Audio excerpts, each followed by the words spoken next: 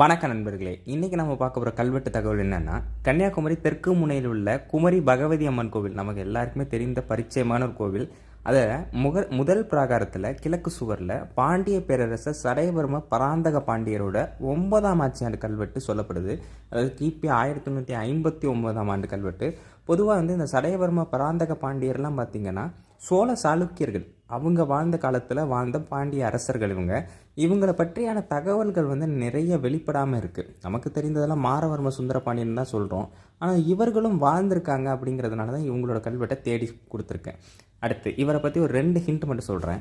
பாண்டிய பேரரசர் சடையவர்ம பராந்தக பாண்டியன் கிபி 1150லேருந்து 1162 வரை பாண்டிய நாட்டில் ஆட்சி செய்த ஒரு மன்னர் தான், பேரரசர் கிடையாது. முதலாம் குலத்துங்கனின் மகனான விக்ரம சோழன் காலத்தை சேர்ந்த இவரது மெய்கீர்த்தி திருவளர் செயம் வளர தென்னவர் தம் குலம் வளர அப்படின்னு இருக்கும். இன்றைக்கி நம்ம அந்த மெய்கீர்த்தி தான் பார்க்க போகிறோம். இம்மன்னனின் மெய்கீர்த்தியில் இவரது பிறந்த நாள் தைப்பூசம்னு சொல்லப்படுது. தைப்பூசத்தில் பிறந்திருக்கார் இந்த மன்னர். இவரோட மெய்கீர்த்தி தெளிவாக சொல்லுது இவர் தைப்பூசத்தில் பிறந்திருக்கார் அப்படிங்கிறது. இன்றைக்கி இந்த மெய்கீர்த்தியை பார்ப்போம்.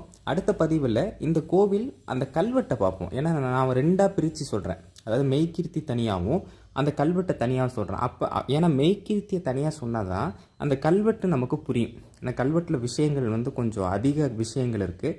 இந்த மெய்கீர்த்தியில் அவர் என்ன செய்தார் அப்படின்னு சொல்கிறாங்களோ அதை கொஞ்சம் விஸ்தரித்து ரொம்ப எலாபரேட்டாக அந்த கல்வெட்டு சொல்லியிருக்காங்க. அதை அடுத்த பதிவில் பார்ப்போம். இப்போ மெய்கீர்த்திக்கு வரும். ஸ்வஸ்தி ஸ்ரீ திருவளர செயம் வளர தென்னவர் தம் குலம் வளர வருமறை நான்கவை வளர வளரவும் அனைத்து உலக துயர் நீங்க தென்மதுராபுரி தோன்றி தேவேந்திரனோடு இனிதிருந்து மன்னர் பிரான் வலிதீயர் கோன் வடிபலம்ப நின்றருளி மால் கடலை எரிந்தருளி மலையத்து கயல் பொறித்து சேரலனை செருவில் வென்று திரைக்கொண்டு வாகை சூடி கூபகர்கோன் மகட்குடுப்ப குலவிழி ஞங்கை கொண்டு. அதாவது அது அப்படி படிக்கணும், விலிங்கம்னு படிக்கணும். நிறைய பேருக்கு தெரியும் இந்த விலிஞ்சம் எங்கே இருக்குன்னு தெரியும்.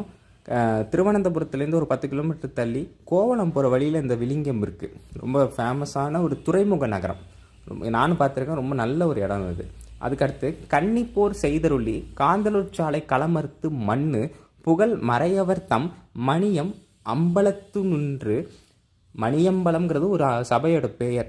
1000 எண்மர் அவிரோதம், அதாவது 1000 எண்மர விரோதம் பனிப்பணியால் மறைப்போத்து கல்நாட்டி பண்டுள்ள பேர் தவிர்த்து நிருப்பன அளப்பனவும் கயல் எழுதி அனந்தபுர் தெம்மார்க்கு நிலவிய பொன்மணி விளக்கு நின்றறிய பத்தமைத்து. அதாவது இந்த அனந்தபுர தெம்மார்க்குன்னு ஒரு வார்த்தை இருக்குது பார்த்தீங்களா, இது திருவனந்தபுர கோவில் சாமியை குறிக்குது. அதாவது பத்மநாப சுவாமி இருக்காருல்ல, அவரை குறிக்குது. அதான் அனந்தபுர தெம்மார்க்குன்னா அந்த ஊர் பெருமாளுக்கு இவர் ஒரு தான காரியங்கள் செய்திருக்கார் அப்படிங்கிற மாதிரி இதில் கொடுத்துருக்காங்க. இதுதான் கடைசி.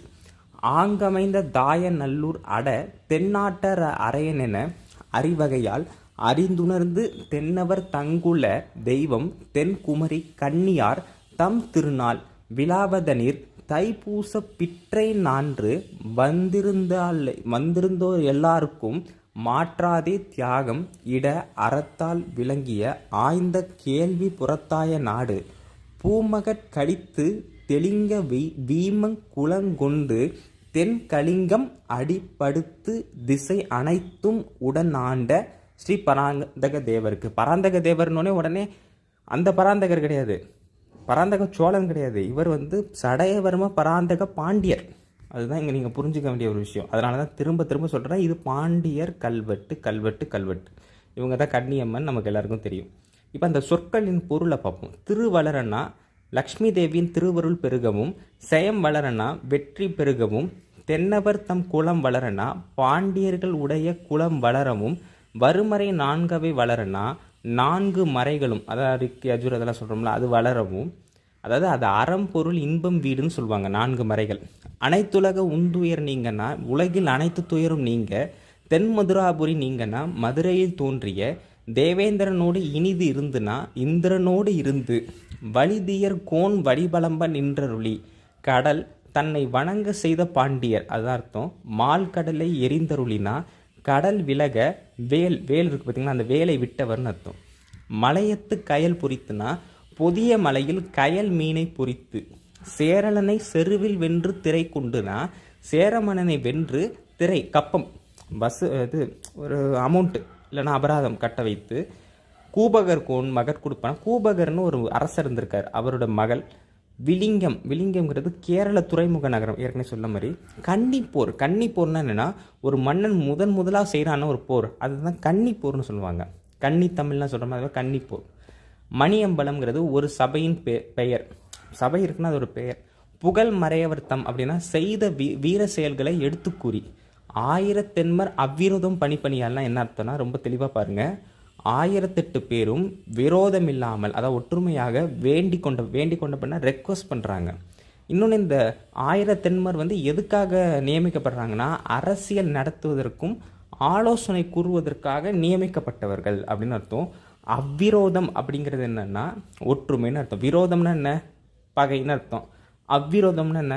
ஒற்றுமைன்னு அர்த்தம். ஆப்போசிட் வேர்ட், எதிர்ச்சொல். பறை பேர்த்து கல் காட்டி, பறை கொட்டி, பறையை அடித்து தான் செய்தவைகளை கல்லில் வரைந்து.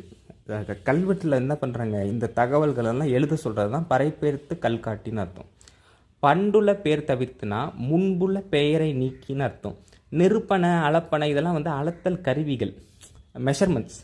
அனந்தபுர தெம்மாருக்குன்னா திருவனந்தபுர பெருமாள். ஆங்கமைந்த தாய நல்லூர் அட, அதாவது இது எப்படி படிக்கணும்னா ஆங்கு அமைந்த தாய நல்லூர் அட அப்படின்னு தான் படிக்கணும். அதோட அர்த்தம் என்னென்னா அந்த திருவனந்தபுர பெருமாளுக்கு இது நல்லூர் அப்படிங்கிற ஊரை என்ன பண்ணுறாரு, தானமாக கொடுக்குறாரு. இதை பிரித்து படிச்சிங்கன்னா புரியும். ஆங்கு அமைந்த தாய நல்லூர் அட, அதாவது கல்வெட்டில் அது ஒரு பிரச்சனை. மெய்க்கிருத்தி எப்போவுமே ஒன்னோட ஒன்று இணைஞ்சு தான் கொடுத்துருப்பாங்க, அது நீங்கள் தான் பிரித்து படிக்கணும். தென்னவர் தங்குல தெய்வம் தென்குமரி, அதாவது பாண்டியர்களோட குலதெய்வமான கன்னியார்னா பகவதி அம்மன், நம்ம வணங்குற பகவதி அம்மன். தம் திருநாள் விழாவதினீர் தைப்பூச பிற்றை நான்று அப்படின்னா இந்த அரசர் பிறந்த நாள் என்னைக்குன்னா தைப்பூசம், தை மாதம் பூச நட்சத்திரம் பிறந்திருக்கார். அந்த நாளுக்கு மறுநாள் அப்படிங்கிறது அர்த்தம் இந்த வரிக்கு. வந்திருந்தா எல்லாருக்கும் மாற்றாதே தியாகம் இட அறத்தால் அப்படின்னா என்னன்னா அந்த மறுநாள் அன்னைக்கு வர அனைத்து அடியார்களுக்கும், அடியார்னா யார், கோவில் அடியார்கள், வெளியூர்லேருந்து வரக்கூடிய பல மனிதர்கள் எல்லாருக்கும் தானம் அளிக்கிறதுன்னு அதான் வந்திருந்தா எல்லாருக்கும் மாற்றாதே தியாகம் இட அறத்தால். தியாகம் இட அறத்தால்னா என்ன கேட்குறாங்களோ அதெல்லாம் நீங்கள் கொடுக்கணும் அப்படிங்கிற மாதிரி இது அர்த்தம். ரொம்ப டீப்பாக போவேன்னா புறத்தாய நாடு அப்படின்னா இது ராஜராஜ பாண்டி நாட்டு உத்தம சோழ வளநாட்டில் அடங்கியதொரு நாடகம். ராஜராஜ பாண்டி நாடுனாலே அது மதுரைன்னு அர்த்தம், பாண்டிய நாடுன்னு அர்த்தம். இக்காலம் கன்னியாகுமரி பிரதேசம் இந்நாட்டை சேர்ந்ததாகும். அறத்தால் விளங்கிய ஆய்ந்த கேள்வி புறத்தாய நாடு என்பதால் இந்நாட்டினர் அறச்செயலிலும் கல்வியலிலும் மேம்பாடுடையவர் அப்படின்னா அந்த காலத்திலே சொல்லப்பட்டிருக்கு. அதாவது இந்த புறத்தாய நாட்டை சேர்ந்தவங்க அறச்செயலிலும் கல்வியலிலும் மேம்பாடு உடையவர் அப்படிங்கிற மாதிரி சொல்லியிருக்காங்க. அது ஒரு விதத்தில் உண்மை தான். இன்னைய வரைக்கும் லிட்ரஸி ரேட் அங்கே தான் கொஞ்சம் அதிகமாக இருக்குது, அது ஒரு காரணம். அதேமாதிரி பார்த்திங்கன்னா பூமகள்ங்கிறது இங்கே குமரிங்கிறது தான் பூமகள் அப்படின்னு கல்வெட்டப்படுது. இதோட பொருள் முடிஞ்சிருச்சு. இதுக்கப்புறம் விளக்கத்தை பார்ப்போம். மங்களம் உண்டாகட்டும்.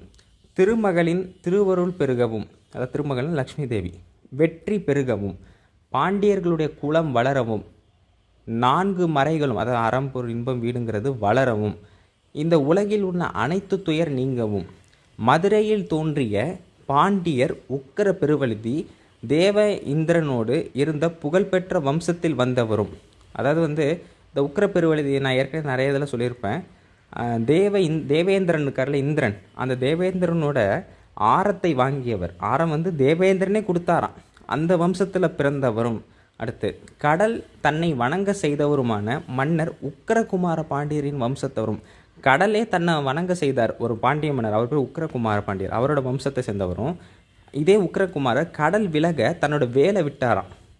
வேலை விட்ட உக்கரகுமாரின் வீரத்தை கொண்டவரும், பொதிகை மலையில் மீன் சின்னத்தை பொறித்ததும், சேர மன்னனை வென்று திரை செலுத்த வைத்து வாகை திரைனா அபராதம் செலுத்த வைத்து வாகை சூடியும், தென் திருவாங்கூர் நாட்டு, அதாவது நம்ம அந்த கூபகர்னு பார்த்தோம் பார்த்தீங்களா, கூபகன் அவன் என்னென்னா திருவாங்கூர் நாட்டு அரசன் கூபகன் மகளை மணந்தும், அதாவது இந்த பராந்தக பாண்டியன் மணக்கிறார். கூபகனோட மகளை திருமணம் புரிகிறார்.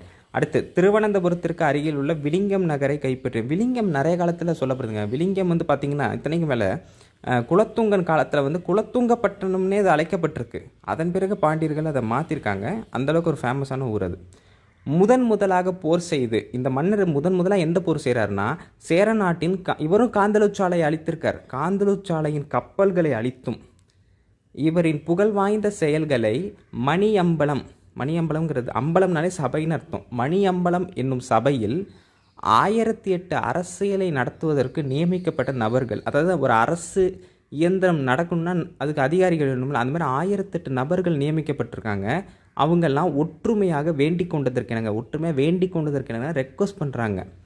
ரெக்வஸ்ட் பண்ணுறதுக்கு ஏற்ற இந்த மன்னர் என்ன சொல்கிறாருன்னா, பறையை அடித்து தாம் செய்த செயல்களை கல்லில் வெட்டி பொறிக்க முன்புள்ள பெயரை நீக்க சொல்லி, முன்புள்ள ஏதோ ஒரு பேர் இருந்திருக்கு போல் அவருக்கு, அதெல்லாம் நீக்க சொல்லியும் நிருப்பண அளப்பனங்கிறது மெஷர்மெண்ட்ஸு போன்ற அளவீட்டு கருவிகளில் கயல்சின், இப்போ வந்து இந்த மெஷர்மெண்ட் கருவி இருக்குது பார்த்திங்களா, அந்த மெஷர்மெண்ட் கருவியிலலாம் வந்து பார்த்திங்கன்னா மீன் சின்னத்தை பொறிக்க சொல்கிறார்.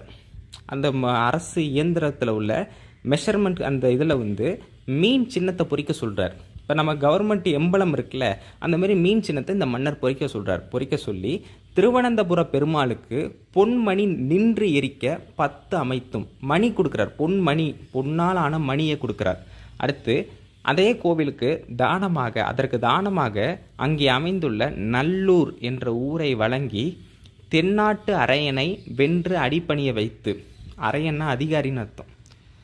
அடுத்து இதுக்கப்புறம் தான் வருது, பாண்டியர்களின் குலத்திற்கு தெய்வமான கன்னியார் பகவதி தாய்க்கு இம்மன்னரின் பிறந்த நாளான தைப்பூசம் வருது பார்த்திங்களா, அதுக்கு மறுநாள் வந்து வேண்டுபவரான அடியார்கள் வேண்டியதை வழங்கியும், அதான் அன்னதானம்லாம் போட சொல்லியிருக்கார்.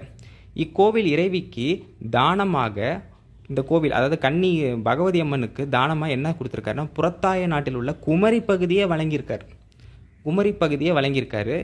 அதே மாதிரி தென்கலிங்கத்தை ஆண்ட, இப்போ ஒடிசா இருக்குது பார்த்திங்களா, அது தெற்கு பகுதியை ஆண்ட தெலிங்க வீமன் அப்படிங்கிற மன்னனை அவன் ஊர்லேயே போய் அடித்து தோற்கடித்து கைப்பற்றி அனைத்து திசைகளிலும் உடன் ஆண்ட பாண்டிய பேரரசர் சடையவர்ம பராக்கிரம பாண்டியரின் புகழ் ஓங்குக அப்படிங்கிறது தான் இந்த மெய்கீர்த்தியோட அர்த்தம். திரும்ப சொல்கிறேன், இந்த மன்னர் தைப்பூசத்தில் பிறந்திருக்கிறார். தெளிவாக இவரோட மெய்கீர்த்தியை சொல்லிட்டு சடையவர்ம பராந்தக பாண்டியர் எடுத்து நீங்கள் பார்த்துக்கோங்க. அடுத்த பதிவில் அந்த கல்வெட்டை நம்ம பார்ப்போம். ரொம்ப பெரிய கல்வெட்டு, நிறைய தகவல்களில் சொல்லுது. இந்த தகவலை எல்லாருக்கும் பகிருங்க. நன்றி, வணக்கம்.